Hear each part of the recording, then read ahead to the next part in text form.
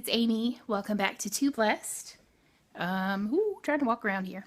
I am not used to like vlogging. Let me move out of this light because it's horrible. Obviously, I'm not used to vlogging.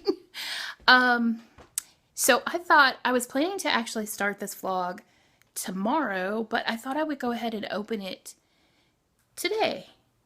That totally makes sense, right? So, today is Wednesday. Yes, July 31st. It's the last day of July. And tomorrow is August 1st. Tomorrow is my appointment at Vanderbilt to discuss transplant and get that whole process going. So I'm going to try to maybe vlog a few clips along the way. I won't really be able to vlog much like in the hospital. But I might be able to pop in and do little quick updates or something like that. It's like a whole day long thing, meeting with lots of doctors, getting lots of tests done.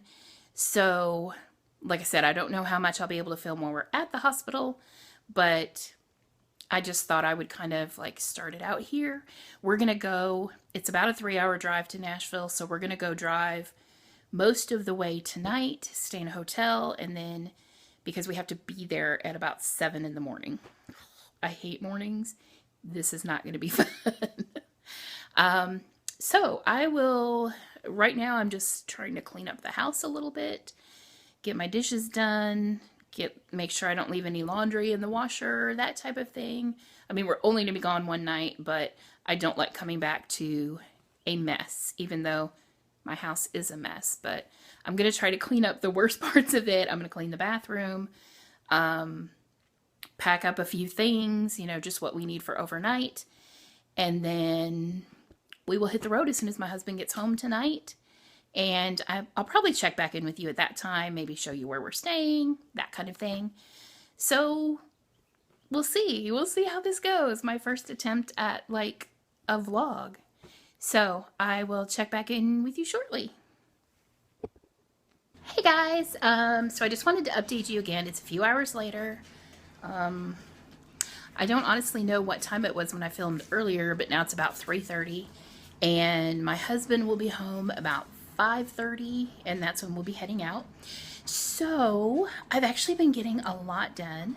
I'm very happy with my progress. My kitchen is getting clean. I got the dishes washed. They're just piled up here. But they're clean. They're clean, and that's amazing. So I'll probably try to get them put away later. But I can do that like in the last few minutes when I'm waiting for my husband to get home. So I'm not worried about it now. I got my island almost completely cleaned off. Pretty close. It's clean. That's the important part. The counter's clean. So there's just a few things like hanging on, but I got that done. Let's see. My stove is cleaned off. My trash is not emptied, but that's okay. Let me tell you about my dining room. My dining room is always a mess for some reason. It's where everything like just congregates. So right here, I have some stuff.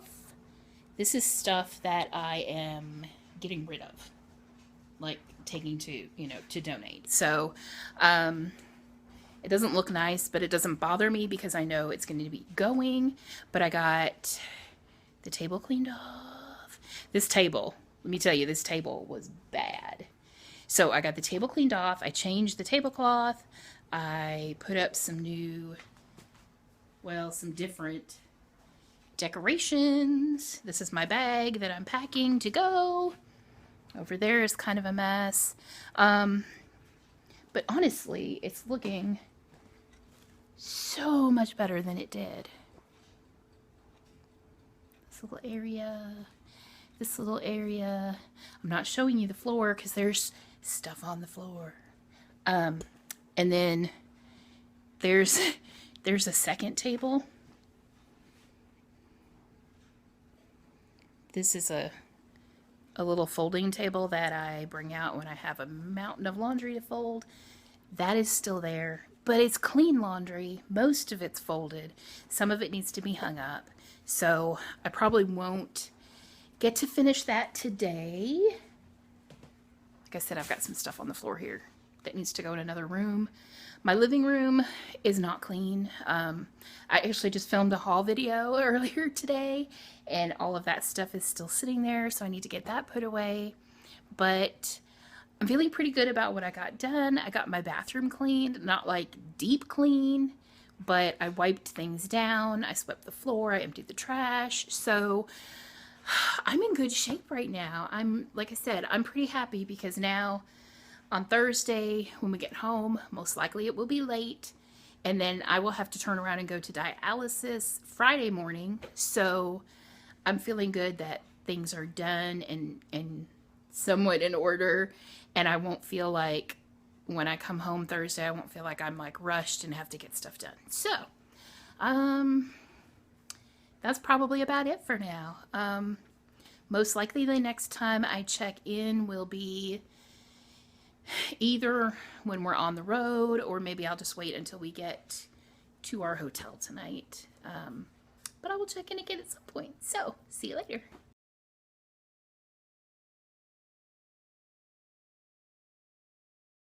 Hey guys, so it is morning. It is now Thursday. I'm so tired. It's 6:30 in the morning, and we are getting ready to leave our hotel and drive to the hospital. So we are, like I said, I'm repeating myself because I'm so tired. We got in really late last night, so I didn't film anything last night.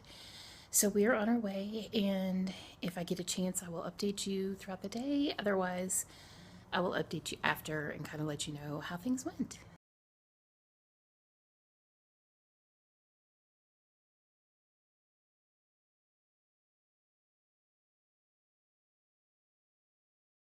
So as you can see, this update is coming several days later. Let's see if I can get a better angle here on this camera. So this update is coming several days later. In fact, the first clips that I vlogged were done on Wednesday, and today is the following Wednesday. So it's been a week since I started the vlog. My plan was, as I said in that last clip, I have a light bulb that's flashing. Now it's stopped. Okay, we'll see if we can get through this without the light bulb flashing. I had planned to update you at the end of the day on Thursday and let you know how things had went. I mean, I wasn't really expecting any significant news that day. Basically, we were there. We had an informational meeting in the morning where they brought together all of the patients that were there that day. They gave us a lot of information about transplants, how they work, you know, those kinds of things for anyone who wasn't familiar with it. Now, we had gone through, excuse me, we had gone through one of these transplant evaluations close to 2 years ago when we first started finding out about all of my kidney problems. So we were familiar with it. We pretty much knew what to expect. So we had some meetings in the morning. We met with a social worker. The social worker was they just basically asked me a lot of questions because there's a big component of mental health to receiving a transplant. A transplant is a big deal, and they want to find out kind of like how you handle stressful situations, how you might react in a case where maybe someone donates a kidney to you and that kidney doesn't work. You know, that could be really hard on a person. So they wanted to find out some different things like that. So we spent some time with the social worker talking about those things. And then I had 2 appointments later in the day. I had one at 1 o'clock, one at 2 o'clock. And then the rest of the time during the day, we had some testing that had to be done. Those weren't scheduled. We just had to go kind of fit those in between the other appointments. So when we got done with the first meetings and things in the morning, we went and I had some labs drawn, a lot of labs, and a chest x-ray. And then at that point, it was close to 12 o'clock. So we decided to go ahead and go get some lunch. We went to the cafeteria. And then after that, I had my appointment at 1 o'clock, which was actually right next to the cafeteria. So that was really nice. We didn't have to run all over the place. That light bulb again. I'm sorry. It keeps flashing and then stopping. Okay. So then my appointment at 1 o'clock was with a nutritionist, and it was kind of the same thing. It was her just asking me a lot of questions about what my diet was like and things like that. And then she gave us some information about things that we can anticipate once a transplant happened. There are certain things that you have to avoid because of some of the medications that you're taking. Like you have to avoid grapefruit. And one thing that I didn't remember them saying last time is that you can't eat eggs with runny yolks after a transplant. So like poached eggs or sunny side up eggs, you can't have those. You have to have the yolks fully cooked. So just because of the risk of bacteria. So, giving us kind of interesting information like that, things we will need to know so they don't come as a shock at the time. And then my 2 o'clock appointment was with the transplant surgeon. And so we went into that appointment, and first we met with her, like, I don't know if it was a physician, I don't know her specific title, but her assistant, like a physician assistant. And we talked to her for quite a while. She asked a lot of questions about, my other health problems and things like that. And then she went to talk to the surgeon, sort of gave her a brief overview of my information, and then the surgeon came in for just a few minutes. And that was where we kind of heard some information that was a little unsettling to us. Because she informed us that there is a possibility that I might be turned down for a transplant. And the reason that she said was because I have gastroparesis. And it didn't really make sense to us, to me or to my husband, really. Because for one thing, the first transplant evaluation that I went to, they never even mentioned it. Never brought it up.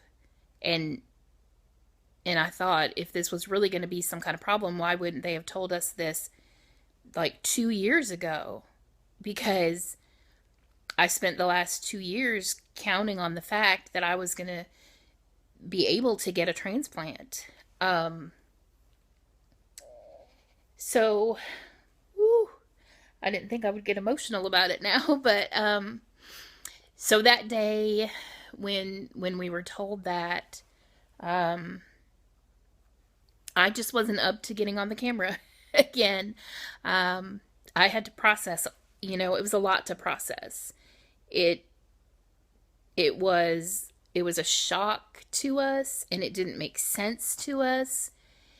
And I didn't even know what to say about it at that point. So that's the reason that I didn't update anything that day. I just didn't feel like I could, to be honest. So, we've had some time to process things. I talked to the clinic manager at my dialysis clinic, and she doesn't think it's going to be any problem. The surgeon that we were talking to had mentioned that she knows my nephrologist personally, and that she was going to call her and talk to her about my case and kind of get her thoughts on it. And I know that my nephrologist has already said to me that she would do whatever she could to help fight to get me a transplant. She definitely feels 100% that is the best thing for me, because I've not been having an easy time on dialysis. And to be honest, when when they said that about that I might possibly be denied a transplant, that was the first thing that came into my mind was how would I be able to continue doing dialysis when I'm having all of these problems? How would I continue that basically for the rest of my life? Um, and right at that point, I didn't think I'd be able to do that. So that was the thing that really just just stood out to me as kind of like, if they deny me being able to get a transplant, like what would I do? And I really didn't know at that point. No, my husband and I have talked things through since then several times, pretty much every day. We have decided that if for whatever reason, if they decide to deny me, if they decide to say I'm not eligible for a transplant, we're going to go to other transplant centers. We will keep going. We're not going to give up. Um, I know I'm in a kidney disease support group, and I reached out to that group, and there were a couple people that responded and said they have gastroparesis and they've been approved and they're on the transplant list. So it doesn't make sense to me that they are trying to use this gastroparesis as a reason not to approve me for a transplant. So we we are moving ahead with the thought that this is all going to be straightened out and it's not going to be an issue. But if it is, we have a plan. We know what we're going to do, and we're just going to keep moving ahead. So that that is basically the update at this point. So what was going to happen is the transplant surgeon is going to talk to my nephrologist. They will have a discussion, and then she was going to go ahead and present my case to the committee. The committee is made up of doctors. There are 10 nephrologists and then 10 transplant surgeons who are all, very experienced, know what they're talking about and all of that. So they will review my case. Now, we know at this point that we're not going to get a yes, you were approved. And let me explain why. Because typically what happens is after this first round of testing, once they get all the results and they review the results, a lot of times there is additional testing that they will order. And in my case, we know for sure that they are going to want me to have a heart cath done because I did have a stent placed in my heart back in 2013. And so because of that history, they will want an updated heart cath done.